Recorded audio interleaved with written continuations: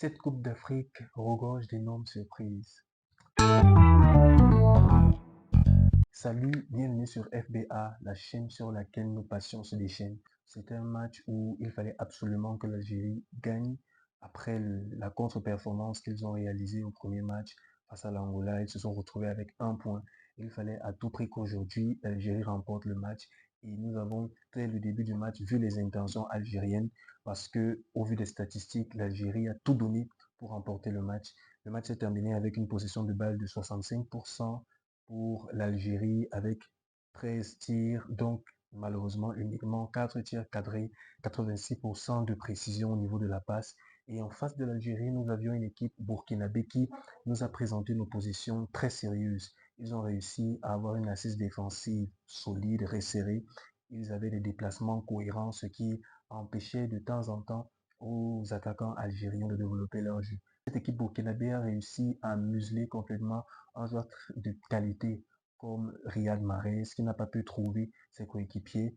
Et c'est lorsque l'Algérie mettait un peu de pression qu'ils ont réussi à marquer les buts.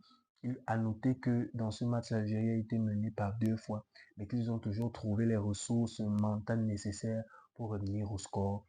Ils s'achèvent donc sur un score de 2 buts partout. L'Algérie finit avec un point encore, ce qui place le Burkina Faso en tête de ce groupe avec 4 points. L'Algérie avait 2 points. Burkina Faso qui est à égalité de points avec l'Angola, également se retrouve avec 4 points après la victoire contre la Mauritanie. Match exceptionnel. Exceptionnel parce que ce ne sont pas des noms qui donnent envie. Lorsqu'on vient à la CAN, on s'attend certainement à voir des matchs exceptionnels entre Cameroun, Sénégal, Côte d'Ivoire, Algérie, Égypte, Maroc. Mais dans cette CAN, en tout cas, pour ce qui est des matchs que nous avons vus à cette CAN, ce sont les équipes qui n'étaient même pas attendues, les équipes qui sont souvent là pour faire office de faire-valoir, pour juste compléter les groupes pour la compétition, qui produisent le meilleur jeu. Nous avons eu l'exemple de la Guinée équatoriale dernièrement, ensuite l'exemple du Cap-Vert. Aujourd'hui, nous avons eu un match exceptionnel entre la Mauritanie et l'Angola qui se solde sur un score de 3 buts à 2 en faveur de l'Angola. Des buts extraordinaires, notamment des frappes de l'extérieur. Il y a ce joueur mauritanien pour la réduction du score de 3-1 à 3-2 qui s'est joué d'un milieu de terrain angolais, qui a décoché une frappe des 25-30 mètres qui finit au but. Euh, C'était intéressant, notamment au niveau de l'intensité de jeu, au niveau de la qualité technique, au niveau de l'engagement qu'ils ont mis. Et je pense que c'est ce qu'on reprochait justement à une équipe comme celle du Cameroun, qui aurait dû mettre beaucoup plus d'intensité. Nous nous sommes rendus compte que lorsque la Mauritanie était menée, ils donnaient ce qu'ils avaient. Ils jouaient techniquement, ils jouaient fort, ils jouaient vite, simplement pour rattraper leur retard et pouvoir, pourquoi pas, égaliser avant la fin du match. Ce qui a manqué, cette vivacité, cet engouement, cette débauche d'énergie a véritablement manqué. Au Cameroun, nous avons vu des joueurs mauritaniens qui jouaient véritablement avec intensité, ce qui nous a donné un match très agréable. Merci aux deux équipes pour le merveilleux match qu'elles nous ont donné et félicitations à l'Angola qui se retrouve donc, comme je disais tantôt, à égalité de points. Dans la poule qui suivait, nous avons eu le choc de la soirée entre le Mali et la Tunisie.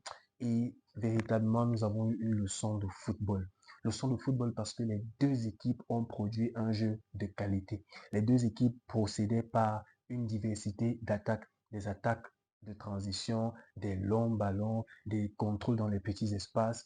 Un match vraiment très agréable, que ce soit la Tunisie, que ce soit le Mali, qui en début de match ont effectué des changements, notamment au milieu du terrain, pour densifier cette zone afin d'empêcher les attaques adverses de prospérer. Ces changements ont payé beaucoup plus pour la Tunisie parce qu'avec le repositionnement de Rafia au poste de numéro 10, nous avons vu que le jeu tunisien a été très fluide et ils nous ont apporté un but de légalisation exceptionnel.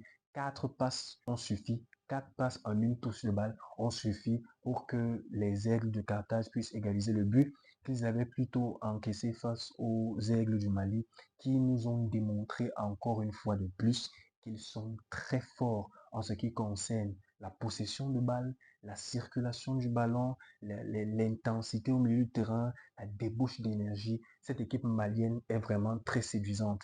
La première mi-temps était donc très agréable. Nous nous sommes rendus compte qu'à la deuxième mi-temps, les deux équipes ont essayé de jouer plus tactiquement, éviter de trop sortir pour éviter de jeter des ballons n'importe comment. Ce n'est qu'à la fin du match, en seconde période, que le Mali a mis le pied sur l'accélérateur pour essayer de décrocher une victoire. Le match se solde sur un but, sur un score d'un but partout. Encore merci aux deux équipes pour la qualité de ce match. Nous voyons le Mali qui caracole donc maintenant en tête de ce groupe avec 4 points. La Tunisie qui se retrouve avec 1 point et qui devra à tout prix remporter son dernier match contre l'Afrique du Sud, ce qui nous promet encore une rencontre exceptionnelle pour pouvoir se qualifier. Donc, cette Coupe d'Afrique des Nations continue à monter en intensité. Elle est en train de répondre à nos attentes. Nous attendions à l'une des Coupes d'Afrique des Nations la plus relevée, si ce n'est la plus relevée, et c'est ce que nous avons déjà jusqu'à présent. Merci d'avoir regardé cette vidéo. N'oublie pas de liker et surtout de me dire en commentaire ce que tu as pensé des deux matchs et ce que tu attends des matchs à venir. Abonne-toi, partage et surtout n'oublie pas que sur FBA, nous sommes sur la chaîne sur laquelle nos passions se déchaînent. Merci.